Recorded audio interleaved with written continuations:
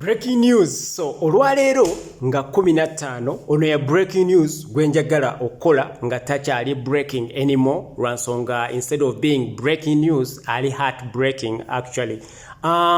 It is so heartbreaking okulaba ensi eza yambye America ne ba rebels bayo ne CIA ne intelligence community zayo okubanga zisuula government ya Bashar al-Assad okubanga zivuddeyo ezimu ku zo muziraba mu ggulire eryo lyembateeredde okubanga zivuddeyo okubanga zigamba zikondeminga obanga zigamba Israel erekera okubanga esuula bomu ku ggwanga lya Syria. Nze naawe tumanyi lwaki tumanye ensonga lwaki Israel esuula bomu ku ggwanga lya Syria lwansonga nti eyagala kusaanyaawo. Actually it has destroyed amagye g'eggwanga capabilities z'amagye g'eggwanga lya Syria. Onfuna bulungi both air, land, sea and air byonna babyonoonye. That was ekigendererwa kyabwe. So buli lwolaba, this is how they have Syria being one of the most powerful countries in the Middle East, one of them, budgeted ku being like not even on the at list anymore. Ofuna bulungi bagijjeko ku list eyo completely. That is what these people abawambye Syria are inheriting. But let us not focus on that.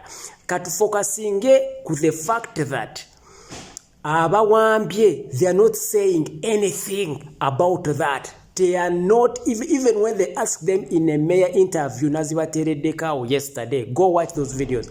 Nga bababuuza nti, what do you say about eggwanga lya Israel okubanga liba bombinga day and night? What do you have to say about that? Nga babeeraawo like beebuzaabuza. They don't say shit.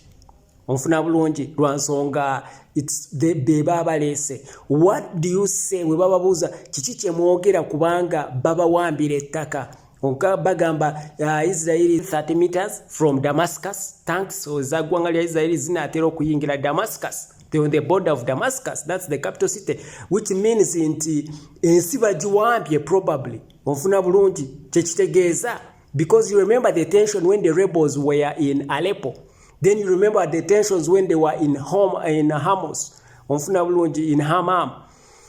So this is where kati Abayisirayiri we bali. Kati Abayisirayiri bali mu Homs, bali awo ku border ya Damascus bagiraba nako tankazi zaabwe.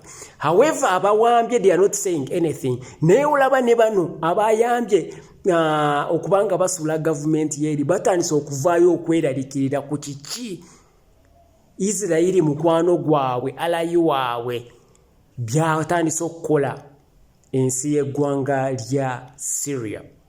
It is so concerning okulaba nga bavuddeyo. Olaba Katanga evuddeyo, olaba nga Saudi Arabia evuddeyo ne UAE nga bino mikwano gya Israeli infanfe. They are helping it do all this bullshit bye bakola. Naye olaba nga nabo batiddemu, meaning they are seeing what exactly ekigendo batuusibwako. You understand? So ekyo kivuddeko. Nakugambye nti let us not judge the people of Syria.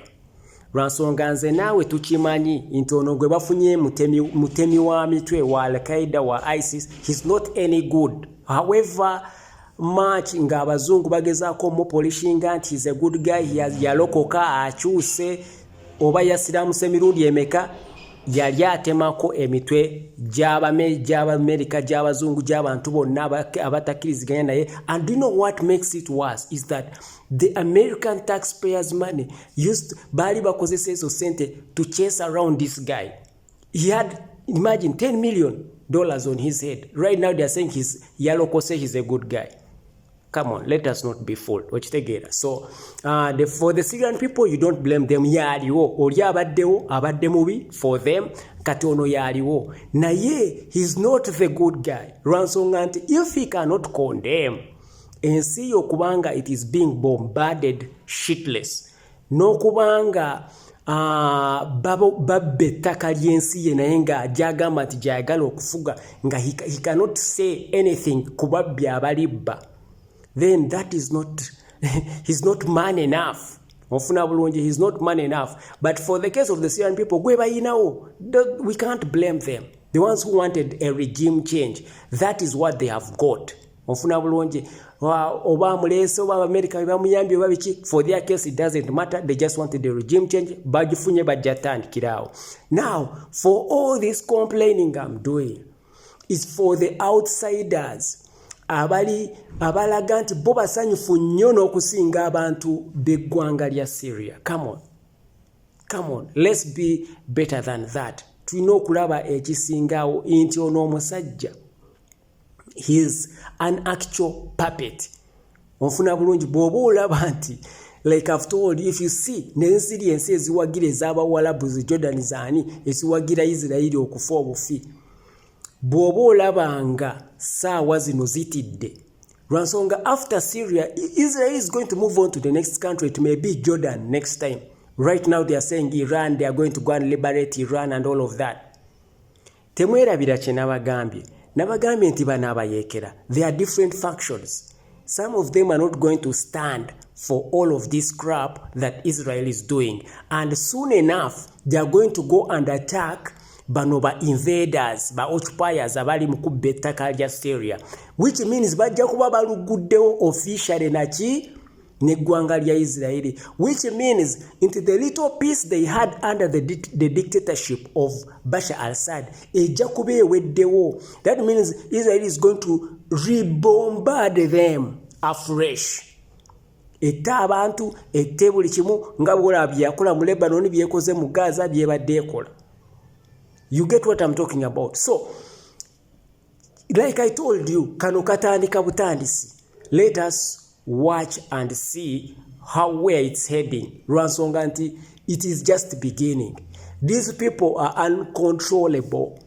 Bana abayeekera, bana aba Al-Sham, Tahrir Al-Sham bayinza okugamba nti okay, we are going to fe tugenda kukolagana na Israel na biki. But these other countries are seeing what Israel is doing even after this guy is trying to be good to Israel, saying okay, you can take all the land you want, you can do whatever you want. They are still bombarding everything, the shit out of the country. So later on, bana abayeekera aba factions endala bagenda balumba Israel, and it will be chaos. Syria is now a very chaotic country. Tebagenda kuvamu kulwanagana for a long time, which means that the economy of the country okukula kwayo kugenda kubeera ku hold for all this fighting. You understand what I'm talking about? Akalungi akatini ke babaddewo ne Bashar al-Assad kaweddewo. That is the end of it. Kaweddewo bakasiibule. So they are going to have these people fighting. Ensi yonna bagyonoonye. So ekyo kye bakunguddemu, let them start rebuilding. But they are not going to rebuild while tanks z'Abayisirayiri nga zibatunuzzaamu emidumu nga gitunudde mu capital city yaabwe ya Damascus. They are not going to do that. A lot of people are not going to buy that. Very soon abayeekera abamu bagenda kulumba eggwanga lya Israeli baddemu batandika okusuula ku Damascus bomb kutta abantu. So ekyo kye bakungudde. We don't have to look at only the good things. Tulina n'okutunuulira ebibi n'ebigenda okujja okubatuukako very soon. So joining a live yaffe egenda kubeerawo 10 ebeerako every Saturday 10 p.m. Ugandan time, ne Sunday 10 p.m. Ugandan time, to discuss zino ensonga ate more deep